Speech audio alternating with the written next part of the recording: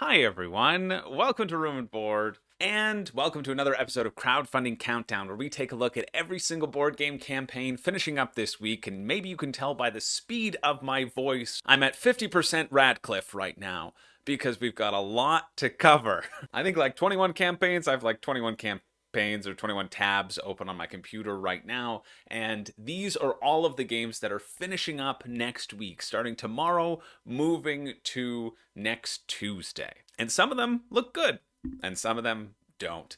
And we're going to look at all of them. And some of them just look wild, but those are my favorite kinds of campaigns to cover, and really we should spend the majority of the time focused on them. So let's get right into the games, but before we do that, I have to give a huge shout out to my newest patron, the Nameless Adventurer.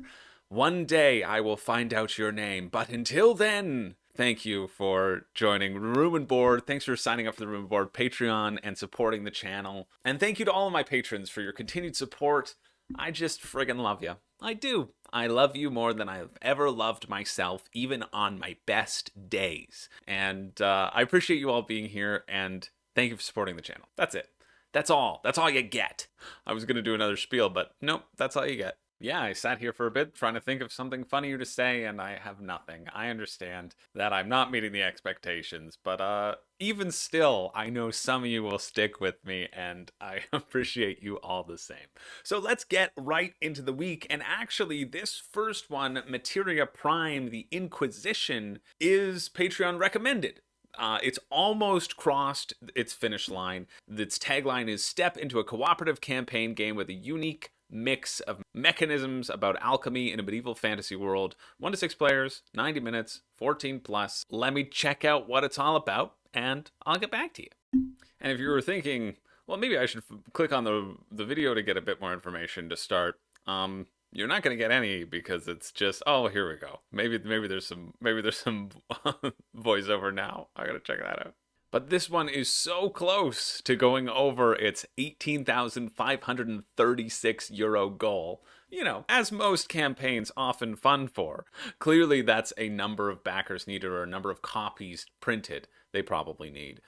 And one of my patrons, Steve, is backing this one. I think the other Steve may not be backing this one, so it depends on which Steve you really want to go for. But thanks, Steve, for bringing this to my attention. It's very weird to me, though. I haven't yet looked at the rulebook, but it says step into a competitive sandbox game, and then up here it says step into a cooperative campaign game. So maybe that's why it's not doing too well. It's by just a one-person creator, and this was actually backed or created before, and this is more of a reprint as well, which bodes well because there are people who want to come back to it and get more stuff for it or reprint it. The Inquisition expansion enlarges the Materia Prime universe with up to 6 players, solo mode, and a cooperative campaign. There we go. So it used to be a competitive sandbox game, and then now with this new addition or add-on, you can get that cooperative campaign solo mode. Rulebook is a little over halfway down the page, which is a bit disappointing. I was having a conversation today where somebody told me, he said, listen, I know you started to harp on this rulebook thing, but nobody cares about the rulebook. They expect chumps like you to go look at the rulebook and read it and see if it's relevant. People just care about the gameplay, and that's fair. And to be fair, there is a little gameplay highlight that is at the top of the page, but why you couldn't just add the rulebook link underneath it? I don't know. I'm going to give it a little bit of slack because there's a bunch of rulebooks here that they're offering, and that's a lot to front load. It's not just clicking on one thing, so you get a little bit of slack, but also I'm only giving you slack too because one of my patrons likes the game, and honestly, all of them have impeccable taste. And this one actually looks pretty fun at a decent price too, probably because it's standees and not minis. I'm just going to touch upon the competitive rules right now because honestly that's all I'm going to read, but I imagine a lot of people haven't heard of Materia Prima, and if you do, then you know if you want to have a co-op or solo sort of expansion to it. Basically, the competitive aspect, it's a sandbox game. The first to 25 wisdom points wins. You're going to run around the board. You can do your basic actions like move and harvest the land for elements. Let me see. Yeah, over here, you can probably see there's a little element icon, and you can get those elements and load them into your character, and then you can use and transmute those into various sort of recipes and whatever. Let me see if this full screen is being captured. It is. Look at that. This is just a full screen rule book. But the couple neat things that are here are these homunculi, and they're basically just familiars. They're your extra units that you can move around, and they give you extra actions, but they can also be attacked and defeated. So they can run around and carry specific items and bring them back to your tower. Everyone has a tower that's like their home base that no other mage can get into because, you know, you've warded it with a bunch of magic enchantments because you're not an idiot wizard. You're a smart, sensible wizard who's trying to get 25 wisdom points. And you're basically just going to run around the board, heading to towns and completing quests to get points as you run around your various board. Where's a good picture of the board? Yeah, there's the board. Each hex of the board is divided into 7-ish hexes, smaller hexes that you then move and manipulate yourself around on. That's the general gist of it. We're just going to do general gist because I've already spent too long on this one already when we have a lot more to go. Yeah, a sandbox where you're getting resources.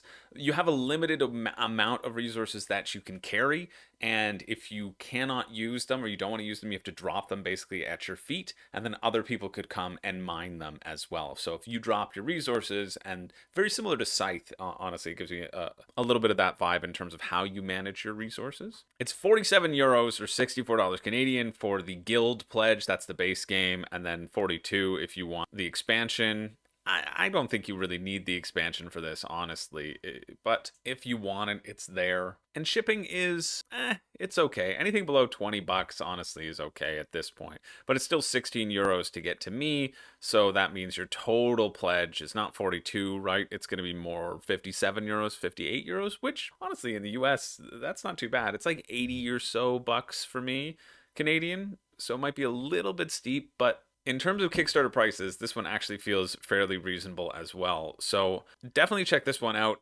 Maybe help it get over its pledge, over the line. It's so close if you're the type of person who wants to go out and save a board game. Well, this is the one to do it. That finishes tomorrow at Tuesday, October 18th at 9:47 a.m. So it's really, yeah, I know, all or nothing. That's how Kickstarter rolls. It's really close. You might miss it. But I think this one can get over the line, especially if some people are on the fence and they see, well, if I fund it, everyone else gets to fund it. So I imagine this one will go over the line, and I imagine it will be all thanks to me. So check that out. That's Materia Prime, the Inquisition. Next up, we have Tainted Grail, also finishing on Tuesday. Tainted Grail, Kings of Ruin. I'm sure you have seen my 5 reasons you shouldn't back Tainted Grail. Those are the videos on the channel that tend to do the best and bring in the most new people. And if you're new, hey, thanks for being here. This is where we take an in-depth look at everything.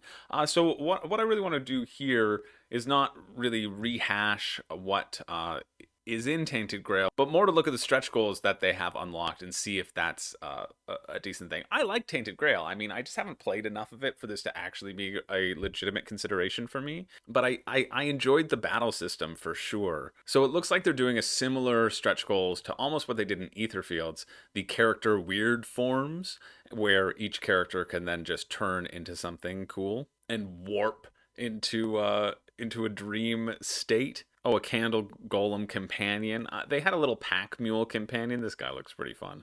They had a little pack mule companion in the first Tainted Grail, I want to say, and then it never came until the second wave, so I didn't end up using it because I'm only on the first sort of progress. There's another weird form transformation. There was one, oh yeah, here it was. The Kings of Ruin standee pack, the Guardian standee pack. And this is actually a really cool one. This happened right as I dropped my 5 reasons you shouldn't back, especially because I was talking about how you don't need the minis, how the minis just don't matter. And they certainly don't matter now because you can get these cool looking standees for whenever you have those encounters on the board. Now you have something to represent them other than the card. And you might be thinking, but they're not plastic. Yeah, you don't need to be. Day 11 premium color reveal, as opposed to the little 3D glasses that they were going to go with. That's true. I heard that from Awakened Realms themselves. Now you've got a little thing that you can look through. It used to be the the 3D glasses. Other than that, a lot of the stretch goals are just encounters. This is a random encounter ending. So now your encounters, you have to have a little bit more upkeep as you search through the cards and say, okay, I guess we're finishing with this one, and you don't know what happens next, which feels weird. So it's like it shifts into two different forms and you have a random baddie to fight. That seems fine. But all of this stuff, like the Lost Chapter, stuff I was going to say is probably in the main campaign book, and this one says specifically it's not part of the Kings of Ruin Exploration Journal, and it's not part of the Kings of Ruin core campaign. So they're deliberately keeping it outside in order to increase your FOMO and increase the value that you're getting, rather than just, you know, printing those 8 cards and putting it into the core box, which I feel would be maybe easier if you just did that, but maybe the box is too full as it is. Honestly, I said this as well. For 99 bucks, you're getting a decent amount of stuff in the stretch goals, and if you were interested in Tainted Grail, absolutely I would opt for this Kings of Ruin version over the Fall of Avalon, the first one. I think that's the way to go. You don't need both, because you're going to work your way through this campaign and you're going to get 2 or 3 sessions in and then realize, oh yeah, I have an entire shelf of games that I want to play, and this isn't beating it every time. But that being said, Awakened Realms stuff is really fun quality. People love the original Tainted Grail a lot for that narrative experience. So if you are interested in that narrative experience, 99 bucks again isn't a horrible deal. The shipping itself, not great. It's 23 bucks to the US, 30 bucks to Canada. So again, you're looking at that 130, 120 US to get to your door, which for me in conversion is like 166, and that again is that higher bar for something that I'm not actively excited about, but I really like Awakened Realms as a company. So if you're interested in that, that does finish tomorrow, October 18th at 11 a.m. And I think it's great. Now we can kind of evaluate what stretch goals are out there, if you feel like the additional forms for your characters and those additional encounters and the standee pack and a couple companions or extra monsters are worth the price of admission, basically, in combination with what the main story will be, which will be, I think, fairly significant. So check that out if you're interested. Next up, we have Lucia.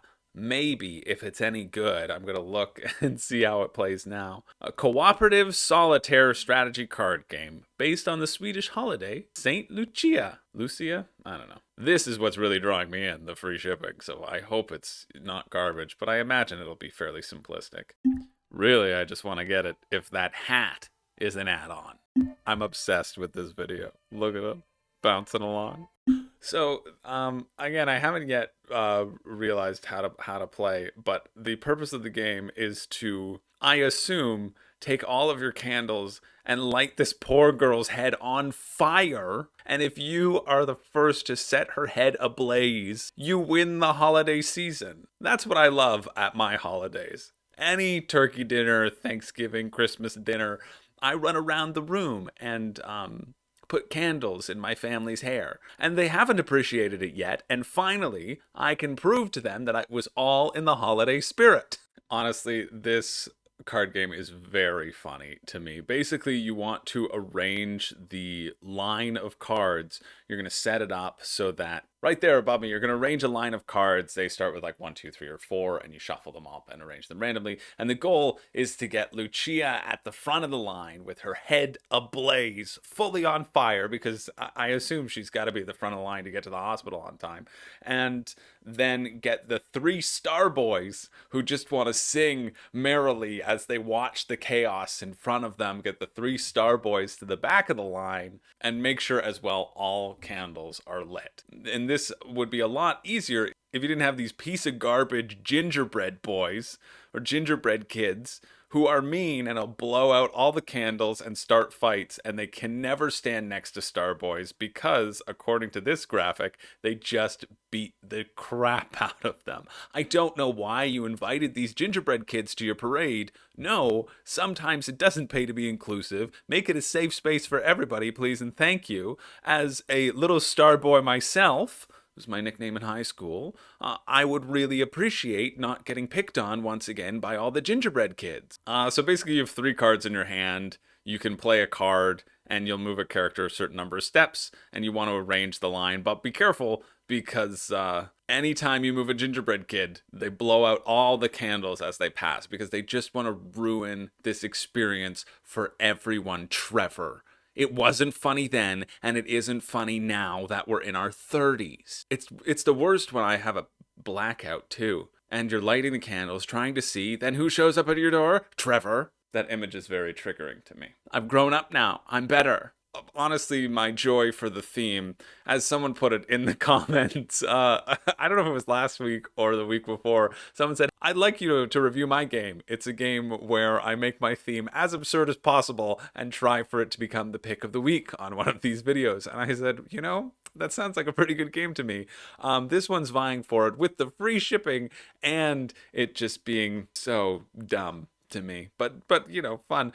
It's 19 euros, $26 Canadian, but that's all in, right? If you assume that it's $10 shipping, you can assume that this is being sold for a relatively simple price, and it's two pages of rulebook, not even.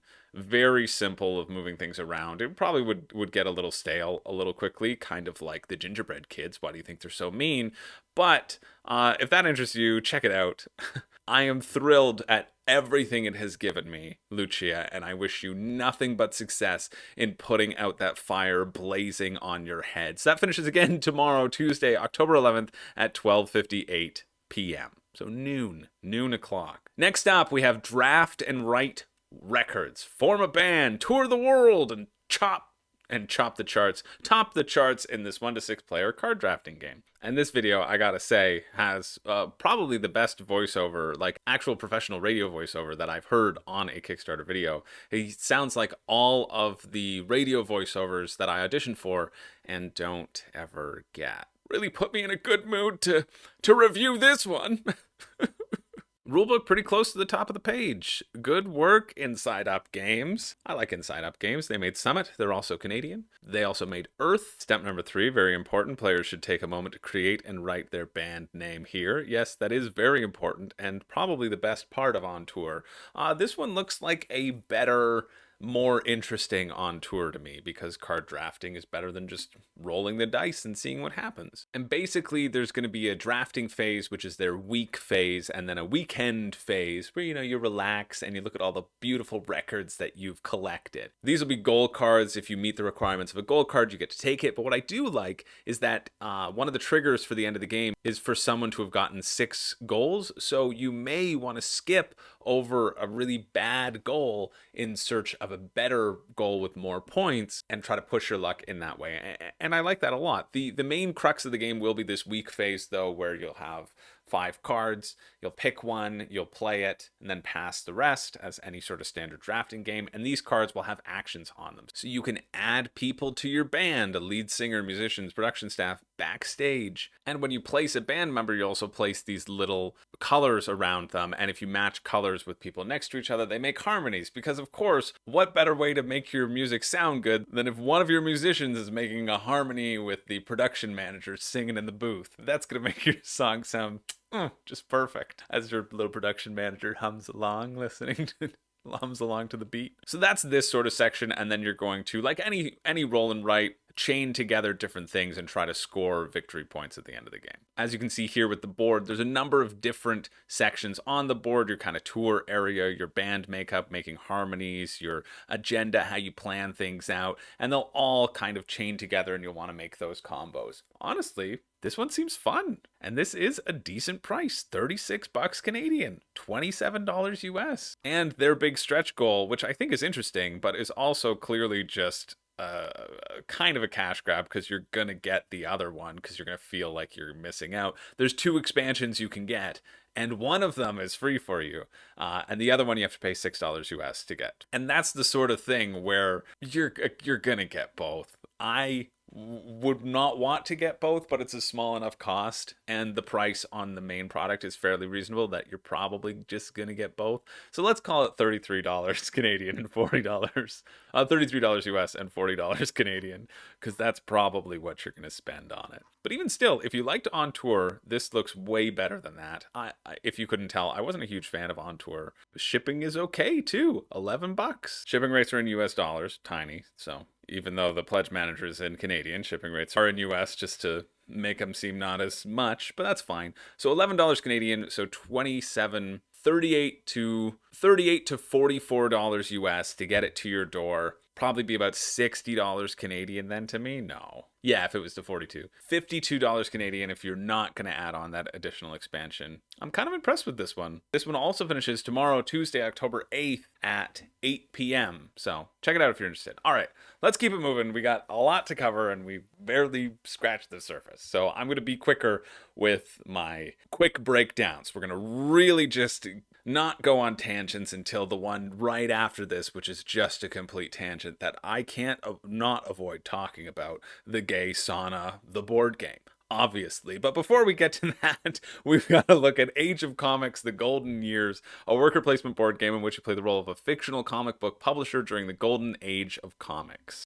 And it's a fictional comic book publisher so that they don't get sued for copyright issues. Game overview is one of the first things that you see on the page, which I love. I don't love, just put the rulebook right after that. Well, it's after reviews, I guess. No, put the rulebook after that. I don't care. The rulebook's okay.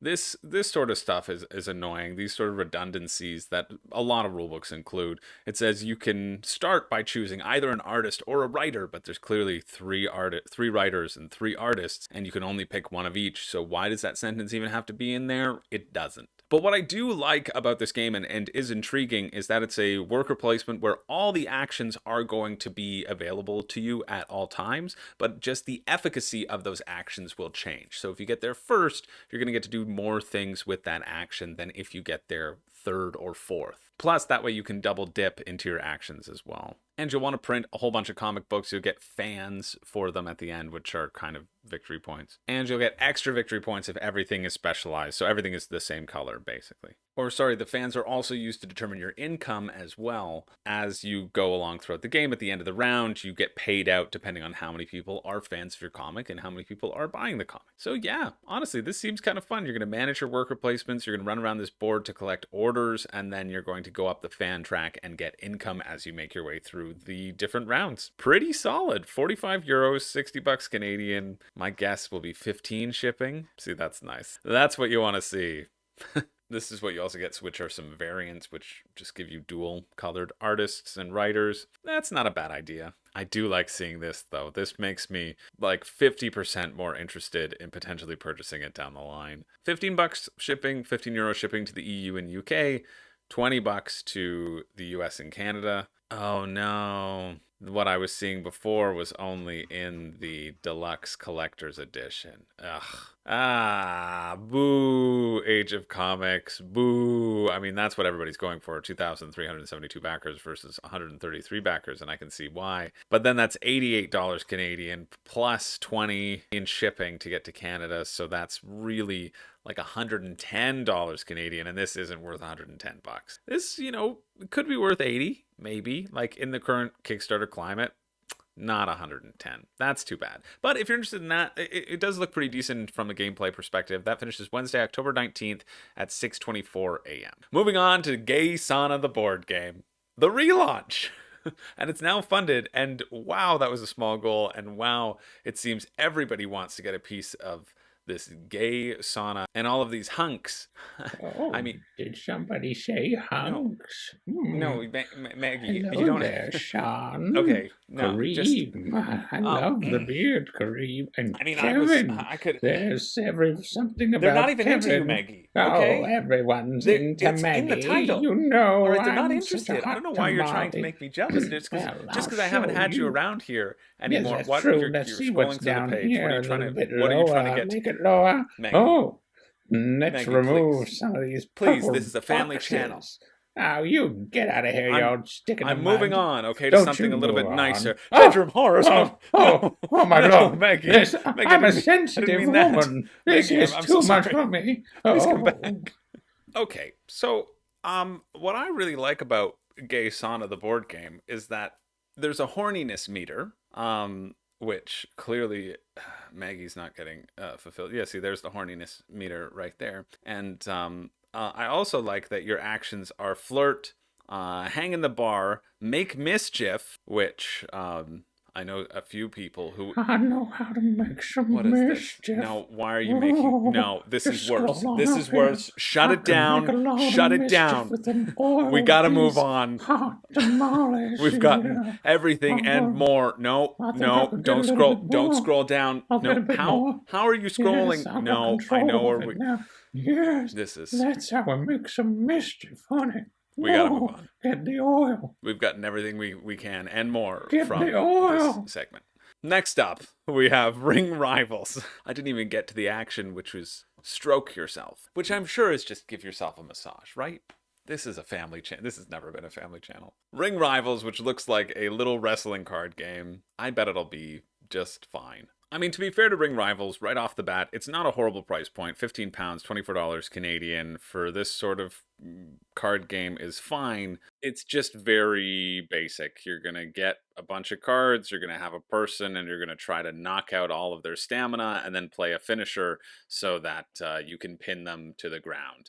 Finishes. Pinning them to the ground. That was a different. Sounds like I missed out on something special. Let's go back to the previous. That's no, what that I'm was a talking different. about. Yeah, how did that's we what even I mean. get back here? All right, Kareem. Pablo, you, me, not you too. Let's go wrestle. I don't know. Ring what Rivals. In the water, as long as. What was that mechanic's name? Bingo mechanic? And Bingo was his name. Oh. Can anybody this is not safe. Oh, we're going up. Oh, yeah. find me some honestly, Igor too? Honestly, Bingo, you two make a cute couple. Anyway, I've played wrestling card games like this before because a couple of my friends are really interested in wrestling, and you can find some that are like this, which is very much card-driven, drawing cards and playing them and just kind of seeing who wins. They're fine, but, not really that interested. But if you're interested, that finishes Thursday, October 20th at 7 a.m. Moving one tab over now, again, to Dungeon Brah. So I think it's a Dungeon Brawl and, Dungeon Brah. And it's the art style that kind of reminds me of Epic Spell Wars, which the Annihilageddon deck builder is actually fairly fun. It's much better than DC deck builder, which isn't fun at all. But this is neither of these. This is Dungeon Brah, a comical deck crawler card game. You're on the most noble quest of all, to not die. Fair. Pretty funny video, pretty funny art. Really want to make sure that they can... that you can buy more, but it's only $20 or $27 Canadian for the base game, which piques my interest. And with the rule book being, 1/5 of the page, you got my attention, you're doing well. This is interesting to me. It's not what I was expecting. I was kind of expecting a deck builder. Basically, you're just going to get cards off the top of the deck, and you have to use them as efficiently as possible. You get 7 cards, and you'll add weapons, and then you'll keep drawing from the deck until Kevin, the evil monster, pops up. And then you'll deal damage to Kevin and try to kill him. And if you kill him, then you get a loot card. First person to 4 loot cards wins. It seems okay. I was hoping for a little bit more variability, honestly. But for $20, and then you have $10 shipping. So it's $30 to get to US, $32 US to get to Canada. So $45 Canadian. I really like the art direction, and that's what's making me lean more towards this, when the game itself feels like it would just be a little bit too random.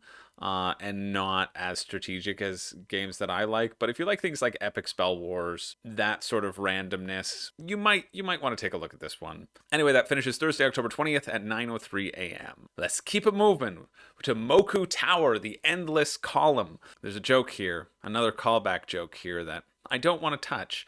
So we won't. My guess here is that it's about building an endless tower, that you're going to stack things until something falls down. Stacking dice and uncertainties. Now this time we've got more movement, more interaction, and more fun. Who can resist that. We get it. There's a bunch of wood that you get to stack on each other. What is the actual game? Wow, this is a long campaign page. Well, you've got a dark stacker and a pale stacker, also my nickname in high school. And you have to compete against the challenges, and then you have the other people who are just sitting there rolling dice, hoping to get doubles so that they can steal the points. Or push over your towers like the gingerbread kids that they are. How much is it for this handcrafted wood? $88 Canadian for this handcrafted wooden dexterity game that honestly I'm not spending any more time on because we have too much to cover and that's too expensive for speed Jenga. But I bet the wood's nice. Again, a callback there.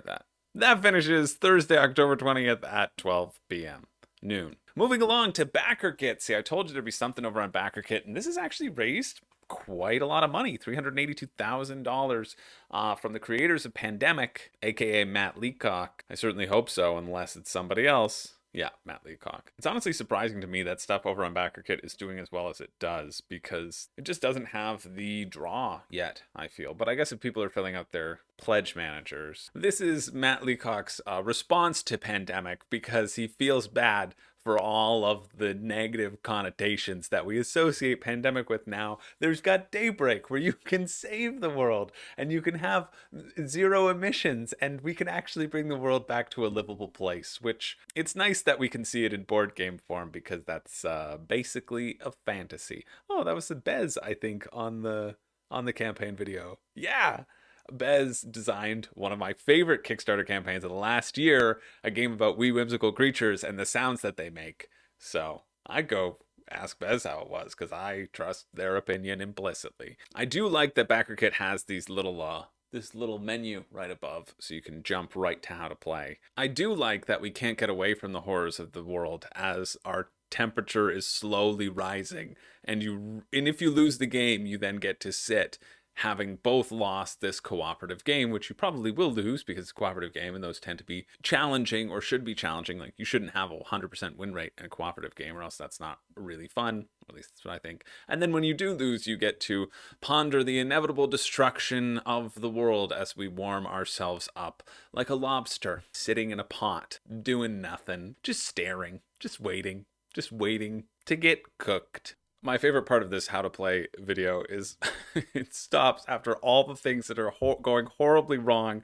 Basically, you've got a track here that represents all of your emissions, and they just get vomited into the atmosphere up top. And if the places in the world, like the forests and oceans, can't absorb those emissions, that's when the temperature rises. And after Matt Leacock explains that, he just looks at the camera and goes, "This looks pretty dire." Yeah, no kidding.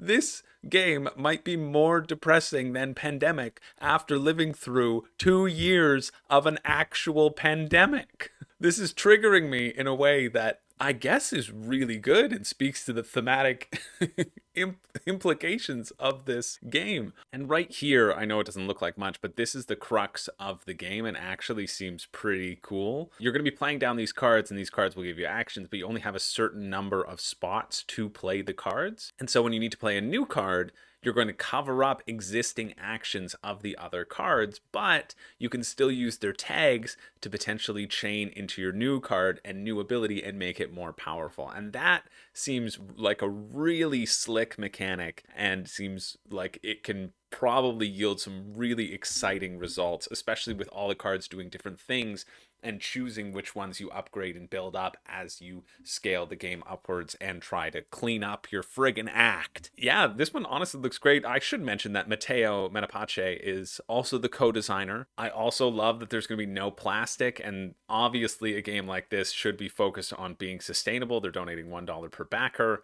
and this will be $10 shipping to the US. Shipping to Canada would be $15 to $20. The price will include VAT and customs. I better check out what the heck the price is. It's included. Yeah, BackerKit, you suck. Where's the price? Where's the price in this whole thing, BackerKit? Why is there not a price right on the main page? Instead, you have to click this pledge level and walk away from the actual thing to see that. Oh, I can't even scroll down because I can see, but you can't.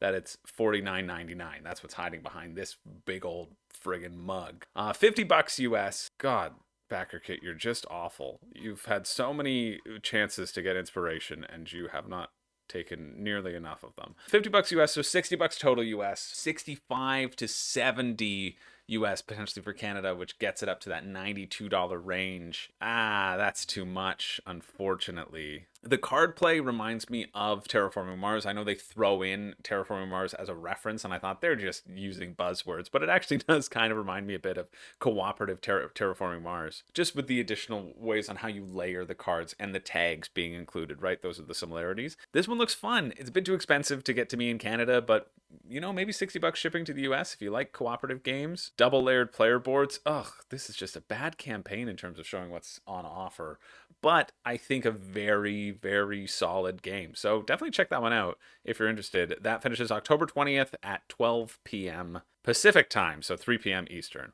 Why is it in Pacific time? Is all of this in Pacific time? It's just that one. I thought because I was in Vegas with this computer, it had switched over. So 3 p.m. Eastern time. Next up, we have a game that I'm only including so I can say, that's River Chess, and move on, because it's not funding, and probably won't, because the backer numbers are stupid in reference to the actual amount of money that they've raised. Okay, I'm actually going to speed things up now, and I know I say that, that's really just for me. It's probably not going to happen, but we're going to try with Fortify, a classic water balloon battle, and an emoji that's definitely only been used to represent water balloon battles, and certainly not anything else that has been covered this crowdfunding countdown. Build forts and toss water balloons in an epic tabletop showdown that takes you back to your childhood in this real-time strategy game.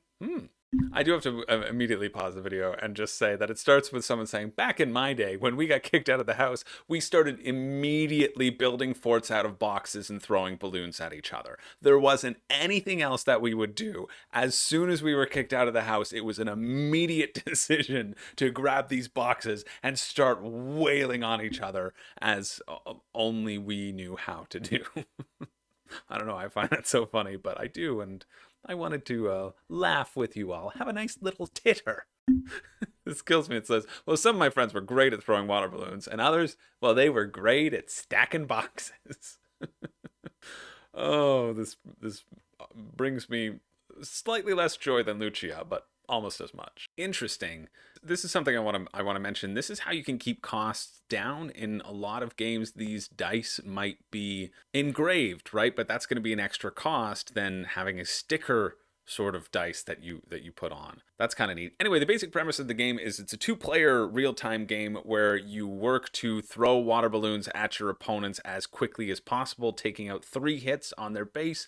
First person to do that gets it. I don't like this. No unlocks. They're trying to get you to do 10 extra bucks so you can get the jerk token and the wooden token and the silkscreen dice. So there you go. That's where the extra cost comes in. I don't like this campaign page because you don't get to talk about the gameplay, the actual gameplay, for a long time. It just throws stuff on you, and the gameplay looks decent. You're going to have these 2 areas, and you're going to work to build additional areas that can house kids in them, and you can invite friends over the bigger your backyard is to really just make your friends with smaller backyards feel terrible about themselves.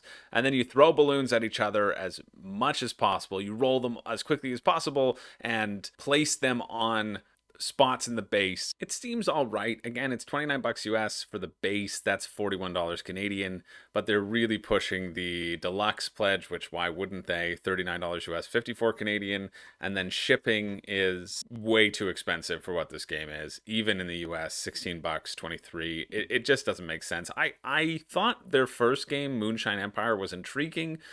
This one seems fine, but probably too expensive after shipping. But if you're interested in that, check it out. That's Thursday, October 20th at 9 p.m. Moving along to Cookie Run Kingdom, the board game. 200 million downloads in this casual RPG game, Cookie Run Kingdom. And now you can play it on your table. They're going the way of Kingdom Rush in a way that people aren't going to want to pay more for it.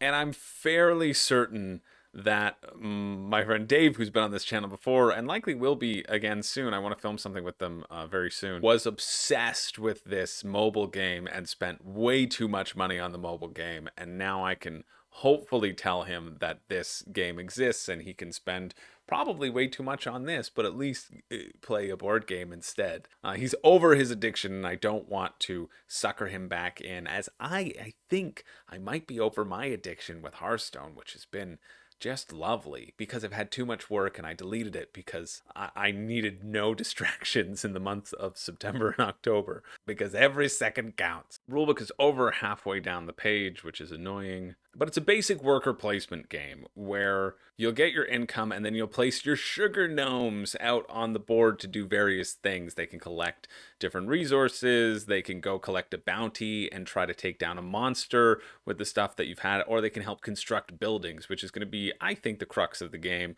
Trying to collect these different buildings, clearing out space to add in new buildings, and each building will give you a special thing. It seems fine. I'm always kind of skeptical about these sorts of things because they kind of feel like they could be a cash grab. The shipping is just awful.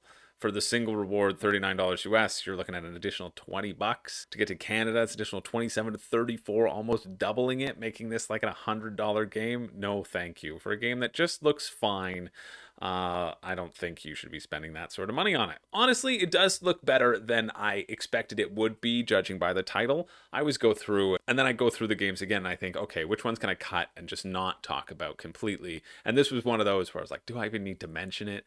The shipping makes it, I think, completely unreasonable to purchase, but the worker placement aspect of it and the ability and variability of constructing the best combination of buildings and taking down random monsters and trying to be the best first, it seems okay, kind of just okay. But if you're interested in that, check it out. That's October 20th, Thursday at 9:59 p.m.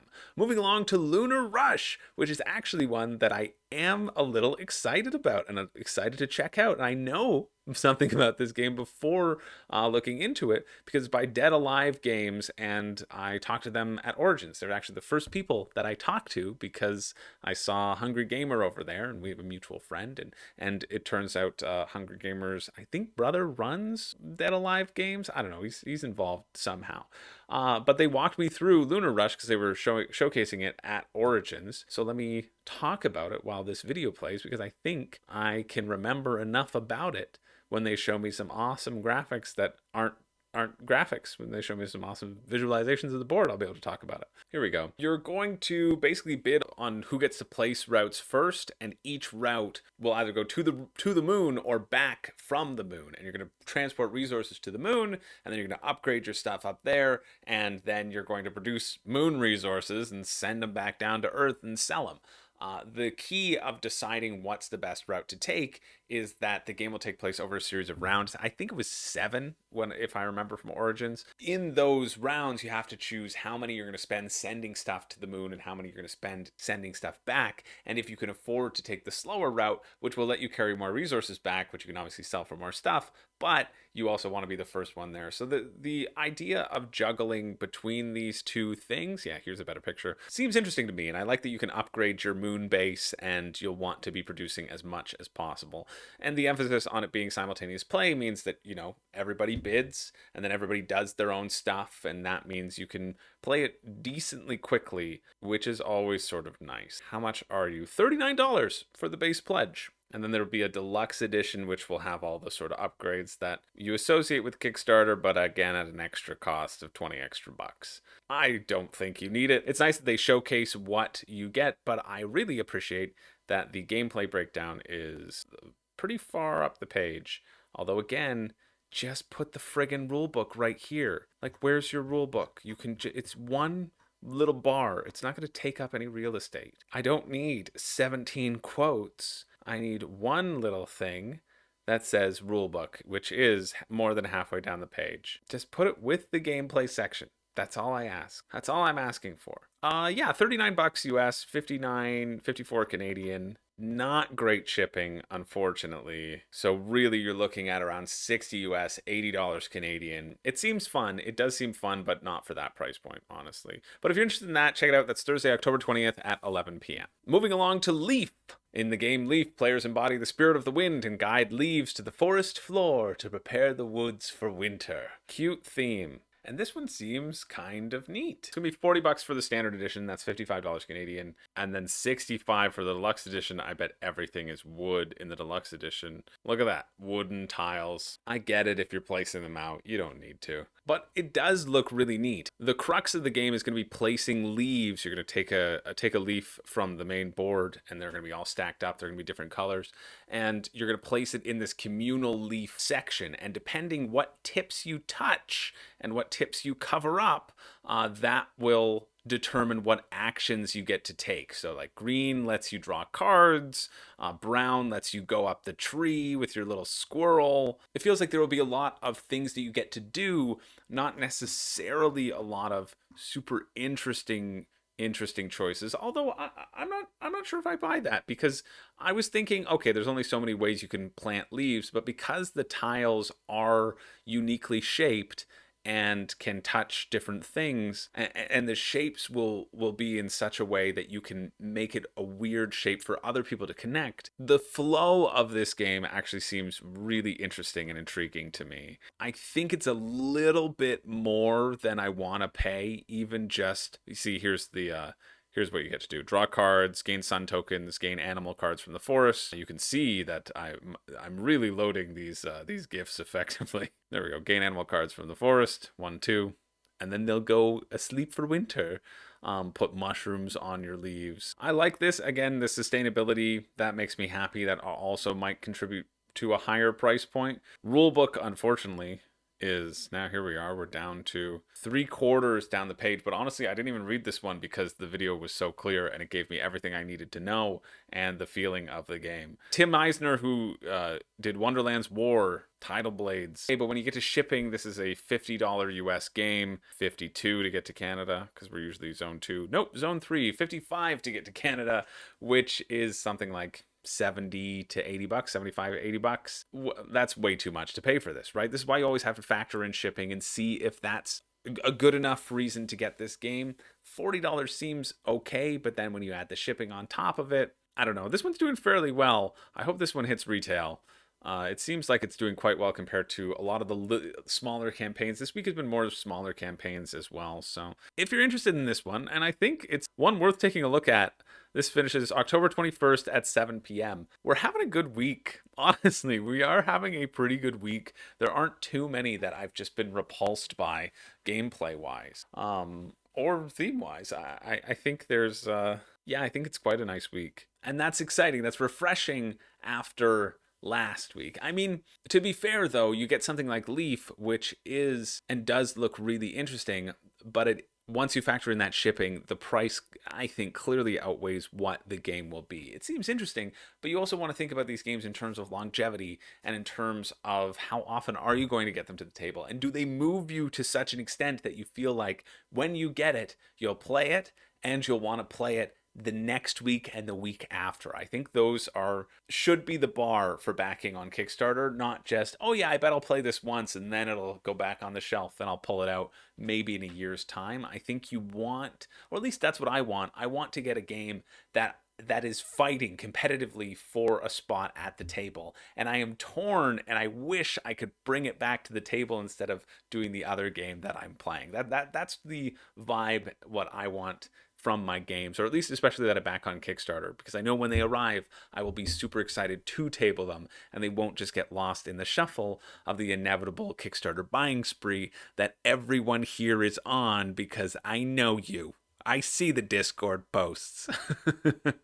I see you. That being said, it is refreshing to read rulebooks that are well made and games that feel very focused, I think is the best word to describe them. But here we have Dark Tomb, an epic tabletop adventure in a pocket-sized tin, which these pocket games are never really my speed, but I like to take a look at them because I know people enjoy them. No rulebook on this page, but this kind of tells you how to play it. Basically, you will have an orientation of a dungeon. That'll be with these different cards. These different cards will be the level of dungeon, which will tell you how hard it is. You'll have a bunch of monsters that'll flip up, and you put the cubes that are the same color on the board, and then you'll move your own person around, and on your turn you can move, and then you can take an action. And I like this sort of action system where you can take one action and then you can't take that action until you take another action. Basically Scythe. This is all just a bunch of scythe rip-offs. Look, he's even got a scythe. A broad scythe. You'll move, you roll the dice. Yeah, it's fine. I mean, are you going to want to pull this out?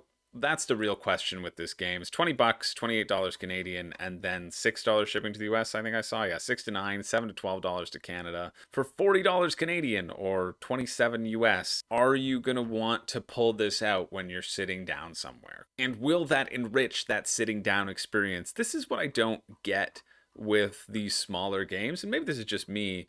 I like the concept, and I am very obsessed with games. It's the only thing that I think of over and over. I get sad when people don't like them, and I try to refrain from pushing them upon everyone I meet in every single social situation. And it is incredibly hard, legitimately, to not be like, well, let's just, what are we doing? Sitting, talking. Why do you, oh, I need to play something else. I need to review something else. No, give me that. It's tough. It is. And yet, I don't own any of these smaller games because I generally feel like the smaller games, it's hard to get a large, encompassing experience, which is the thing that I want to bring people in with. And if I'm out on the town and not playing games, I'm likely with someone who I'm not going to play games with. Maybe that's just it. Maybe that's the circles that I tend to run in. And if I'm with somebody who I'll play games with, we'll be, we won't be out. Of course not. We'll be inside like sensible hermits playing something that takes 2 hours. That's probably where it goes. Maybe if you hang out with people outside of your house that you also play games with, maybe that's where these sort of hit. Because I did like Skulls of Sedlec when I played it, and it was a fun sort of filler to pass the time. See, this is a tough one. Already we're at 108 backers, and they've raised $39,000, so $40,000. So you move the decimal twice, and it's like, okay, average everyone's spending $400 each on this game. That just doesn't seem real. What is this pledge as well? Honestly, I don't think I'm even going to look at this one because of this pledge. You're not interested in the full game right now, but still want to collect a statuette. For $50, you can get a display statuette. Yeah, it has 0 backers for a good reason. It's a big minis game that... Did I do that math wrong? I shouldn't have. 39,000 divided by 108. Yeah, 361 average pledge spent. But these numbers just aren't adding up because only 3 have done the game store. See, now I'm curious. Now we're going to do the math, honestly. Let's see how much has actually been pledged and how much has been pledged just as a donation. Thankfully, my calculator has order of operations. The actual total that this has raised it's not $39,000. It's actually $13,997 if you take all the pledges and you multiply the number of backers by the actual pledge amount. So that means that a friend, is making up the other $25,000 to either get this off the ground, and hey, that's nice, or probably to push it over the edge and make it seem like it's successful, make it seem like it has funded, so that, maybe channels like myself will talk about it or notice it, and then see what happens. Do they have a funding? The mission is a go. Over halfway home, 33%. I'm worried for this campaign. It doesn't seem like they've added it themselves. It seems like they've gotten it because they seem very excited in their updates. And yet, the number of backers, unless I'm missing something, 5 times 9, plus 59 times 11, plus 23 times 89, plus 34 times 149, plus 329 times 14, plus 469 times 3, plus 59 times 3. That makes up $3 shy of $14,000. So that's interesting. I'm not going to bother with this, I think. And sorry about it, but that pledge with just a statue made me so mad that I'm not really interested in talking about this. So let's move on to the next one. Especially because there's also no rulebook and shipping is not included either. Although, yeah, and they don't even have an estimated shipping.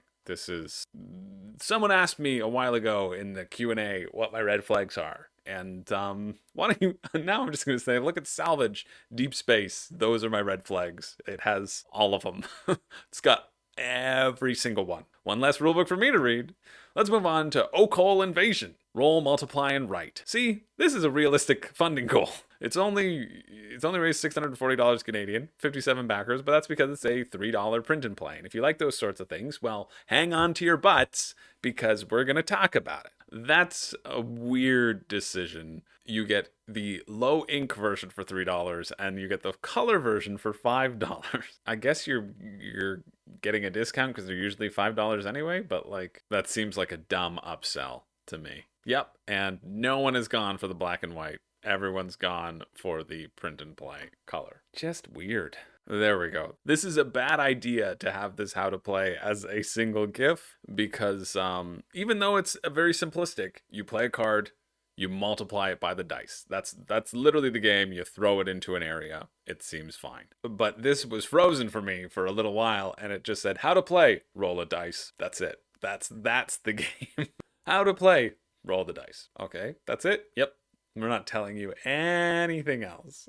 I'm not sure I like this that much either because it's not like you're playing on your own sheet of paper. You're playing on a communal sheet, and so you'll add dice to it, and it's the person who plays the most things in the sequence that gets the energy points, not everybody. And so that just seems a little predictable, or you're just trying to roll the correct number and match it with something in your hand. It feels like it's a bit random, honestly. And as far as these $5 print and plays go, I don't think it's great. So don't get this one. I can see why it's a lower funding because the actual gameplay of it doesn't feel that fun. But if you're interested in that finishes Tuesday, October 25th at 9:15 a.m. That's right, we're in the Tuesday. We're almost there. We've got a few more left to cover. Next up being Black Dragons Guild, a Euro game set in a fantasy world where you're going to try to become the new guild master. Oh, baby. And I mean, I get it. You only have a certain budget to pay for things, so you might as well pay for Mark Street to make your video from the Dice Tower. But, I think that's going to turn people off because it really just emphasizes how much of a paid commercial those things really are. But great production quality, and you're paying somebody to make a video with a lot of production quality and clarity on how to play the game, and why not use it? Why not highlight it? And especially for low budget, I'd come around on it. Unfortunately, many people won't sit through an actual 10-minute video. You want something that's succinct up there, but anyway, I'm getting sidetracked here. Let's find the rulebook. Yep, shows you what you can get before telling you why you should even get it. What a surprise. Rulebook, 50% down the page. I do like this line. Choose the path of alignment. It's not important whether you're good or evil. The important thing is that you believe in it. I think it is a little important. Nope, great. I believe in evil. I believe in pure evil, and that is what I am interested in. The premise of this game is basic action selection meets drafting. At the beginning of the round, you're going to draft a hand of cards. You'll get 5 cards, pick one, pass it till each player has 4. And then you're going to play... Sorry for all that scrolling. Then you're going to play tokens on each of these spots. You can see how there's different circles, and you'll get the stuff that is under there. And you can play tokens there to the number of players -1. So if it's a 3-player game, 2 people can go to the space. You can also play tokens on these quests cards that are put out. The quests will be put out down here in this open section, and whoever has the most tokens on a quest card gets to put it into their hand and then attempt to complete the quest with cards that they have drawn at the beginning of the round, or drafted at the beginning of the round.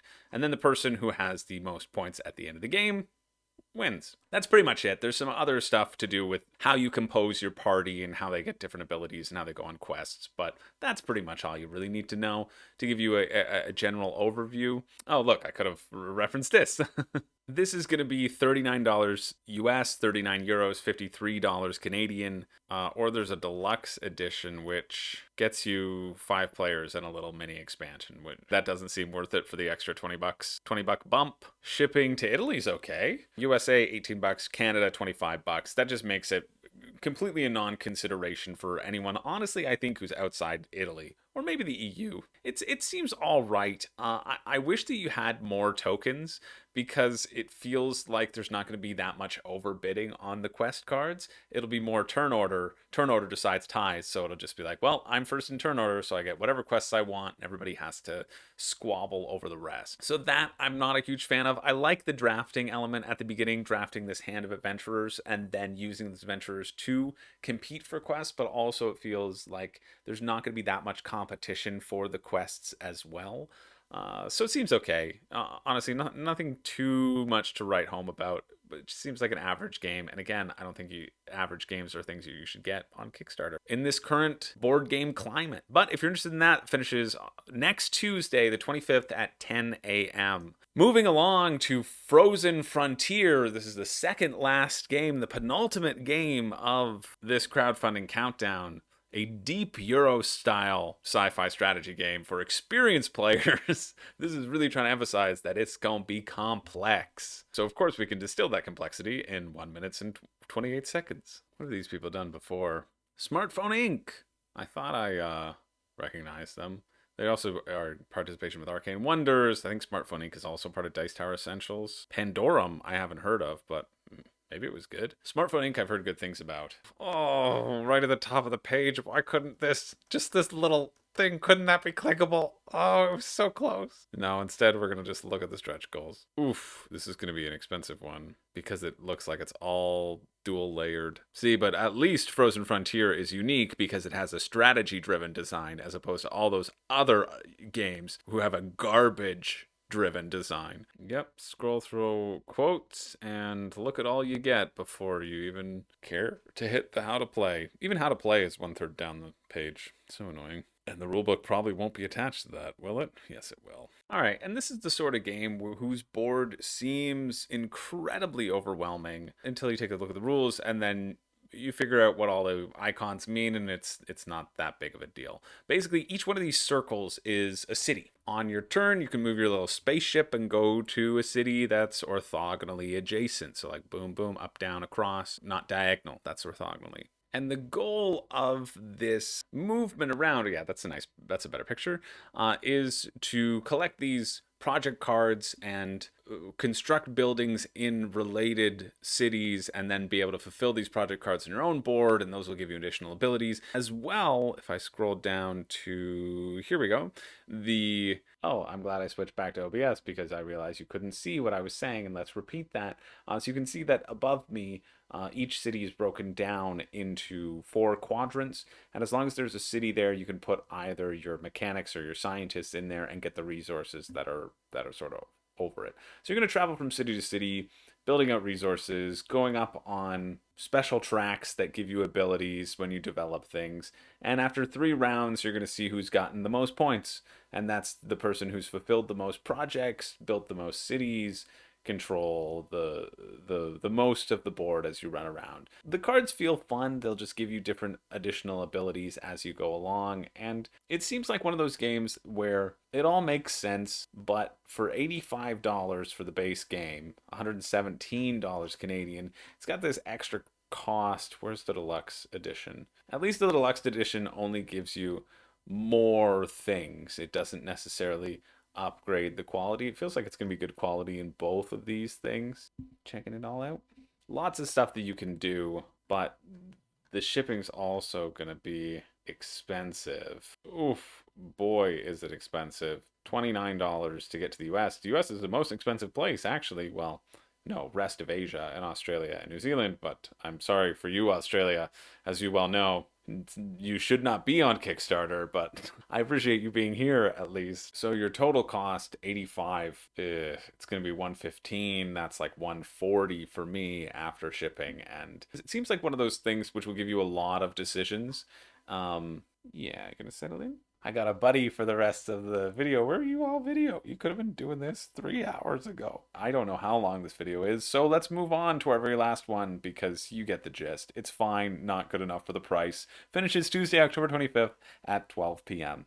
And moving along to our final campaign of the week we got here. This has got to be the longest crowdfunding countdown ever in existence, I'm willing to bet. Yes, I am. Yes, I am, you sleepy boy. You wagging your tail. You know, for most cats, that means they're angry at you and they don't like you, but he's part dog, so sometimes his tail is a happy tail. I think it's an okay tail right now. As he bites my hand. No, he wouldn't do that. Anyway, on to Deep Madness. And I'm excited for Deep Madness because this is a reprint along with an expansion for additional scenarios. But we talked about it in our October spooky scary death match that just happened. And so therefore seeing it on Kickstarter and also seeing it being a big box game with scenarios, with minis for $85, that makes me like it. It really does make me like it. How much was it back in the day? Let's see what the uptick was for it. Dawn of Madness.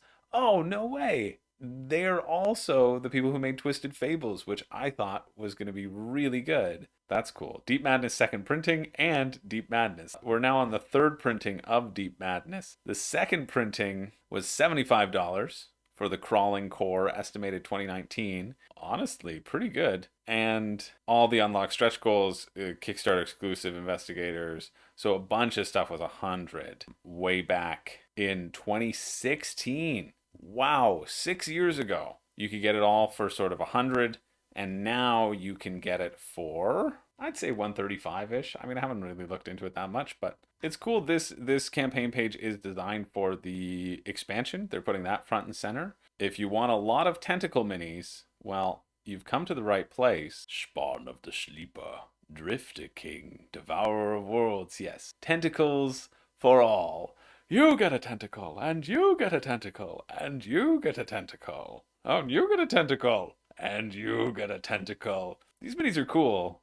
They all kind of feel pretty samey. And this is pretty cool. This is the upgrade kit. This is what is being upgraded in the core box. And so you're going to get color-corrected tiles, color-corrected punch boards, and revised versions of every card. Wow. Click to see what's in the box. Wow. They just take you to a Google page to see what is in everything. 3 scenarios. That's kind of a nice way of doing it, actually.